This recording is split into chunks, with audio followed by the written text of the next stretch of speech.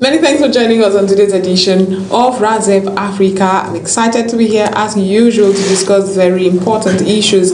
And today we would be delving into a story that happened a couple of weeks back. It's been trending on the social media space, and we'll get into all of that. It's the story of Blessing CEO, who had announced to everyone and even garnered support about her cancer diagnosis. It was later reported not to be true, and the implication for all of this. We'll have a legal expert come discuss it.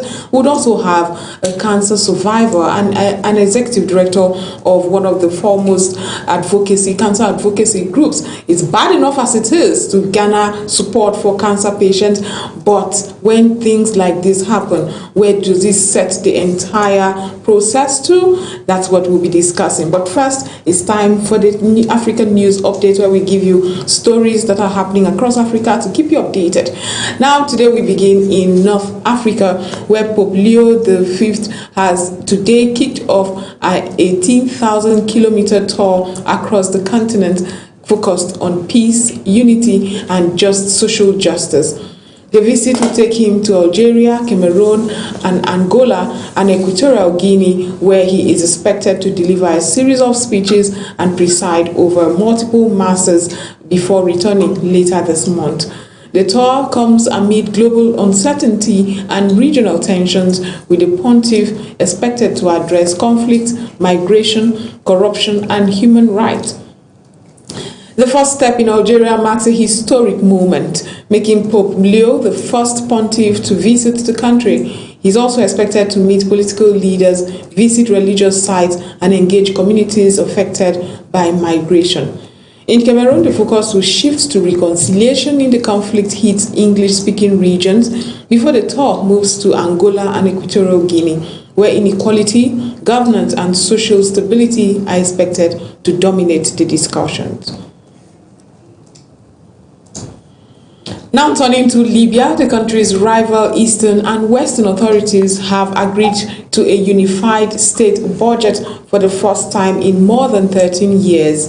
The US-mediated deal aims to harmonize public spending across divided nation, which has struggled with parallel institutions since the fall of Muammar Gaddafi in 2011. Officials say the agreement could strengthen financial stability and improve management of oil revenues, even as Libya faces a foreign currency deficit. The move is being seen as a step towards broader political reconciliation, though observers say implementation will determine its real impact.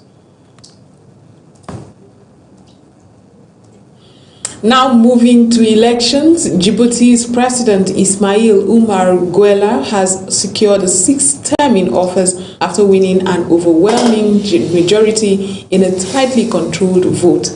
Preliminary reports show that long-serving leader taking nearly 98% of ballot cast, far ahead of his only challenger.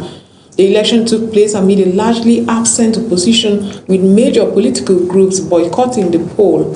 Supporters says Guelleh's continued rule offers stability in a strategically important region, while other critics argue that the outcome highlights limited political competition.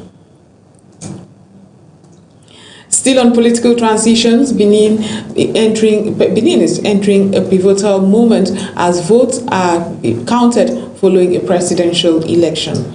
Finance Minister Romuald Wadagni is widely seen as the front-runner to succeed outgoing President Patrice Talon, with early indications pointing to a calm but modest turnout. The contest has drawn scrutiny over limited opposition participation after the main opposition party failed to field a candidate. While the country has recorded strong economic growth, concerns remain over the inequalities and rising insecurity in northern region. And in Kenya, President William Ruto has called for sweeping reforms of the African Union, saying the continental body is no longer fit for purpose. Speaking at a gathering of intelligence chiefs, Ruto says the organization must be overhauled to respond to emerging political, economic, and security challenges. He added that African leaders have mandated him to spearhead efforts aimed at transforming the AU's structure and institutions. Analysts say the remarks could reignite debate over funding, decision-making, and the effectiveness of continental governance. Finally, in Nigeria, scores of civilians have reportedly been killed after a military airstrike hit a village market near the border of Yobe and Borno State. The Nigerian Air Force said it conducted operations targeting suspected insurgent locations, but sources say the strike may have missed its intended target. Right groups have condemned this incident and call for investigations as the military continues operations against extremist groups in the northeast. The development highlights ongoing security challenges and concerns over civilian protection in conflict zones. And that's it for the African News Update this morning. Welcome to Razep Africa, the heartbeat of the continent in one show.